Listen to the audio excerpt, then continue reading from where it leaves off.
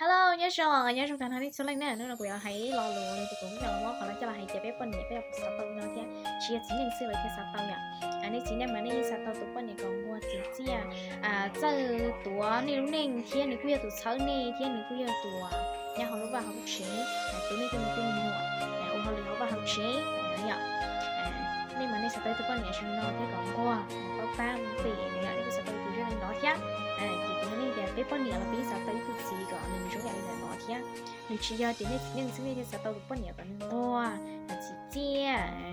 ，nhà này tụi bọn nhảy chân hai nhà trâu vào học chế, chỉ nhà này xưa này thì sao tao nè, bé bọn nhảy là bé sao tới dạng cầu thế, thì sao theo này thì chỉ này chỉ nên xưa thì sao tao tụi bọn nhảy còn qua, và hồi họ vào học chế nè,วันนี้เดี๋ยวbé bọn nhảy là bé sao tới tụi chỉ nên còn qua, có ta mình bịตัวกับtao luôn nên, nhớ có khó, sự chơi thế nè, bé nó bé yên chơi tụi chỉ nên còn trong nhà này có thế, nên chơi tụi bọn nhảy trong nhà này thì hay kia là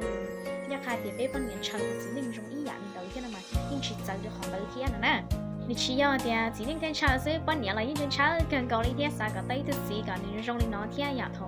没那么大了呢，哈，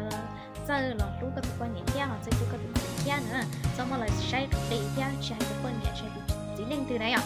丫头，你每到半年了，你每到今天对了，怎么能晒个，怎么能晒些天，个天你一样高时那样，不然你那个吃到菜的，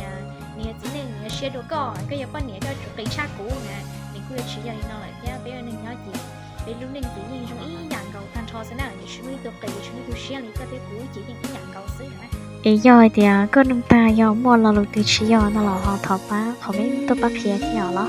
hay chỉ số tôi sẽ đưa thì trả có họ mấy tuổi bé giờ chỉ cho coi bé chỉ trong linh đỡ do giờ kỹ nó là như một phía nữa do hỏi thì có họ chơi nó là họ cố lập phía mình sẽ chỉ cho họ nói thế còn lại cho họ tập cận thế họ tập bóng cho kỳ thế cô nhà ní cô mua lúa trâu trâu từ là cùng cú thế ạ thầu cơ nó cô nhà ní cô thọ lúa trâu trâu xua lên thế thọ có ní chùa mua nó cá nhau rồng thế chùa thọ có ní lúa lên rồng một tuần chỉ xưa nữa nhớ rồng ta trâu trâu ní sẽ xua lên nhỏ